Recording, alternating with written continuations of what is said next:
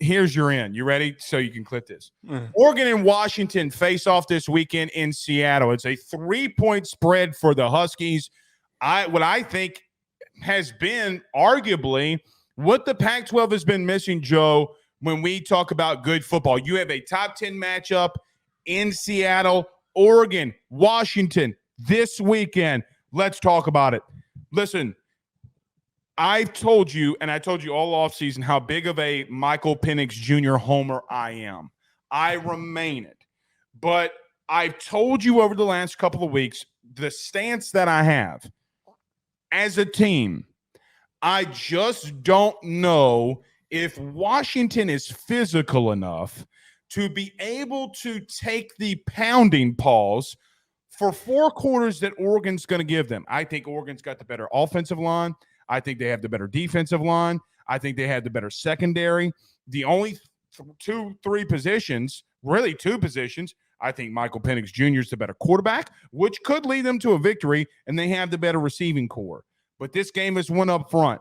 It's the reason why I will take Oregon to win this game. I do think it's going to be, Joe, I see it a 4-5 point game here at the end. I think Oregon's running game is going to be a little too much for Washington. But I do, in the back of my mind, feel that I should not take the Ducks in this one because Michael Penix Jr. could go nuclear. He could go completely off. For that reason, from a betting perspective, I'm staying away from it because I think either team can win here. It's basically a pick 'em. But if you're asking me what team will win, I'm going to say Oregon. And I think Bo Nix is a good enough quarterback to get them over the hump, even though Washington's going to want to go into their home stadium and score as much as they can. I think you bring up a lot of really good points, and you highlighted that perfectly. This game, as I said at the beginning of the show, is revealing for which team is the most legit. And maybe we end up coming out saying the same thing that we did after the Oklahoma-Texas game, that both these teams are really good and are going to be in that championship conversation for their conference and for the college football playoff. I think that Oregon has been the more well-rounded team thus far, and they've arguably been one of the most well-rounded teams in the entire country. Their offensive line's really good. Their running game's great. They're throwing the ball at a very aggressive clip. They have looked amazing thus far. But at the same time, Washington has been putting up some silly numbers offensively. They've got 3 NFL wide receivers with Jalen Polk, with Jalen McMillan, and with Rome Odunze. All 3 of those guys are extremely, extremely talented, and they Agreed. are burning every single DB and secondary that they go up against. I understand that Washington has not exactly been the most consistent team. They have been able to turn it on when they've needed to. The result against Arizona is a little disappointing for my case here. But I think with the amount that Oregon struggled with Texas Tech, which was their most difficult opponent, that the potent offense that Washington has is going to give them the edge in a close game. I think that if this game comes down to it's tight in the third quarter, a huge momentum shifter is a long shot to Rome Odunze over the top. You can score that quickly. That is how you build momentum, and that's how they've built momentum all season long. That stuff is hard to stop, and it's what makes them one of the best teams in the country, and I think we're going to get proven why. I know that you brought up the concern of Oregon and Texas Tech earlier in the show, but I do think that this team is battle-tested on the road. I think that Texas Tech win is massive for them. You're basically traveling half of the country to go to Lubbock, Texas, and now you're on a short flight to Seattle. I do think being battle-tested half this far into your season benefits you. It's not just Texas Tech. It's also the game that everybody remembers when Oregon took on Colorado. Joe, 159 yards for Shadur. They had really just lackluster performance on the ground. Bo Nix went off 276 yards. He also ran for a touchdown, but they ran the ball, and they run the ball at such a different rate that everybody really imagines. It's not one guy in that backfield that's going to completely take over. When you look at Oregon, Irving got 10 carries. Jordan James got 7 carries. Noah Winnington got 8 carries. Ty Thompson got 3 carries. Dante Dow got 2 carries. I don't know how to say his last name. Casey Rogers got a carry for 18 yards. Now, I'm pretty sure that was the fake punt. But regardless, they come at you in all different types of ways in the running game. They're going to run zone blocking schemes at an effective rate. They're going to run zone read. They're going to run counter. They're going to attack Washington all night long. And we have the same thought and agreement, but I just think that Oregon running the football late keeps Michael Penix off the field. Now, I'm going to tell you something. This is what Oregon's going to go in here and do. You ready? Mm-hmm. They're going to go full Georgia. Dan Lanning called up his buddy Kirby this week. He said, Curbs, I need some help. And Kirby said, what up, though? And Dan said, Coach, this offense is really good. You face teams like the 2019 LSU national champion. You went to the playoff last year, faced a great Ohio State offense. How do I slow them down? And you know what Kirby's going to say? Listen, young buck, run the ball. Play keep away. And I do think that is Oregon's game plan. Joe, listen to me and listen to me good. Just because you're running tempo does not mean that you're not trying to keep the ball away from them. I've seen teams, and Hugh Freeze and Lane Kiffin are notorious for this at times, where they run hurry up. It looks like they're doing a lot of things because they're sending motions, they're checking at the line. But when you look up at the play clock and it has 5 seconds left and they're running the football, I just think it's going to be too much. I think we had the same exact take, but the different teams in different ways, it's going to win the team the game. I get the sentiment, and I think it makes sense. It makes perfect sense that if you're trying to keep the best offense in college football off the field, the way that you do that is you run the ball. They're the best. No. They're the best offense in college football. Come on now. Okay. They hadn't played nobody. They statistically are the best offense in college football. They're not. And they have 3 NFL wide receivers. How many times do I got to keep saying that? Okay, but they don't have – They've 2 you know what they don't have? They don't have LSU's O-line, and they don't have Logan Diggs, who you poo-pooed on. Logan Diggs is the best back in the SEC right now. He's the best back in the SEC. Washington beats LSU if they play right now, but we're not talking about that. The best offense in the country, the best offense in the country for Washington. Wrong.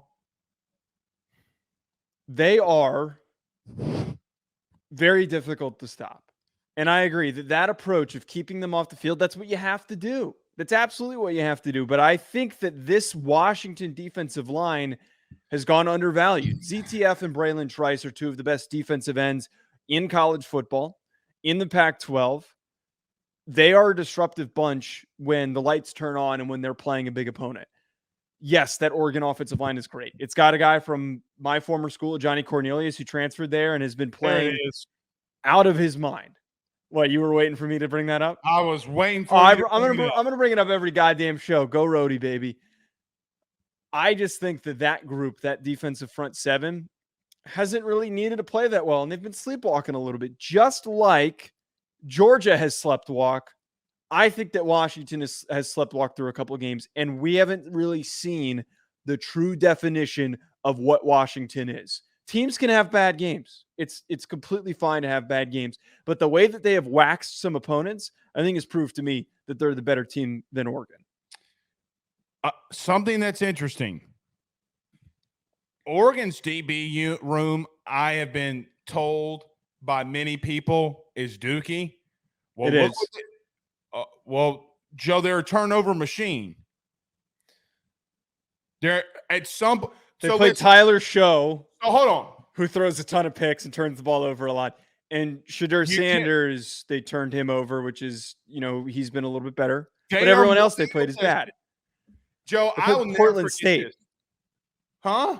They played Portland State with one of their opponents. And the turnovers that they're getting are not equal to other turnovers, is my point. Just Of because course. Notre Dame can't beat Marshall and you can't get Stop, a win. stop. We're not talking about that. We're not talking about that. Just because most teams win their rental wins doesn't mean anything. Everybody else does it. I don't think that secondary is very good. And I think Statistically, you can't deny that they're turning the ball over at a high rate. They're not turning the ball over this game. Well, that's where I was trying to go before you really interrupted me and you make it look like I did it, but I didn't do it. Okay. Stowe, whatever. Slow, the Texas Tech quarterback. Show, whatever. Shuck. Tyler Shuck. No, he's got a weird pronunciation. No, it is. It's Shough, but it's pronounced Shuck. It doesn't have a K in it. Yeah, I don't. Shough. For some reason, the commentators say Shuck, and I'm yet to figure out why they say that. Okay. It's strange. The Texas Tech quarterback ran for 100 yards on Oregon. What's interesting to me in this game, I know that Penix wants to throw this baby around all over the place. Mm-hmm. I'm going to tell you, I would get him some running action in here. Well, Dylan Johnson's also an underrated running back. I don't think Dylan Johnson gets a lot of love for. They just don't run the ball much. They choose not to because they're one of those teams that say, yeah, sure, we could pick up yards running the ball. But why wouldn't we just beat you over the top? Because we know that we can do that with 3 different guys. Yeah. I mean, look, I do think that this is a very evenly matched game. A very evenly matched game. You know what else is interesting? Both teams are really good offensively at staying on the field on third down. Something's going to have to give here. Or you're just going to have and I don't think that you're having a massively score. I don't think Oregon is going to waltz in there and score 45 points. It's possible. This thing could really be high scoring. Well, it is possible, but I'm not going to disrespect Washington that much defensively until I see them face somebody. Could they? Yeah. Could both teams? Sure. But, Joe, I'm just going to tell you, if Oregon gets that running game going early, I'd be nervous because they could bleed a clock out 5, 6, 7 minutes. See, this is where not so much disagree, but I look at that and I flip it the other way around. Yes, they have the advantage of being a good, potent running team. They've got one of the best rushing attacks in the country. They're 20th best rushing offense in the country, which is supported by their 5th best passing attack. I think that on the other way around, that they're not on that same level of being able to move the ball as quickly. So if this comes down to a circumstance, a lot of times when I like to look at matchups is if one team's down by 2 scores, how quickly can they get back into it? And I think that Washington far and away exceeds those capabilities compared to Oregon. Because right now they've got Troy Franklin, who's great, and the rest of the receivers are fine. They're good. They're decent receivers. But I am so hung up on that statistic for Washington that they're the 8th best team in the country in yards per reception. That's a lot. That means a lot. I'll tell you right now. Look it up. You might want to say something while I'm looking this up because it's going to take. I'm just waiting for you to say 3 little letters that start with an L. Well, no, you know who's actually number 1? Who? It's like Air Force. Oh, well, passing yards. Okay, here are the top 8. LSU is at 16. Okay, Air Force number 1. It's such an overrated stat. Oh, shut up. Air Force number 1, Liberty number 2, Army West Point number 3, New Mexico State number 4, Miami of Ohio. So basically the running teams. Miami of Ohio number 5, Old Dominion 6, and then UCLA 7. That statistic. UCLA.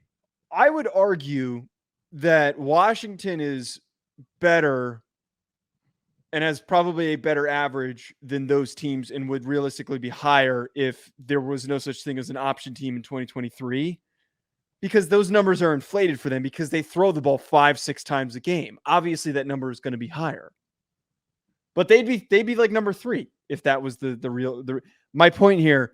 They can move the ball quick. They pick up huge chunk plays in an instant. And if Washington's down, they can climb back in quickly.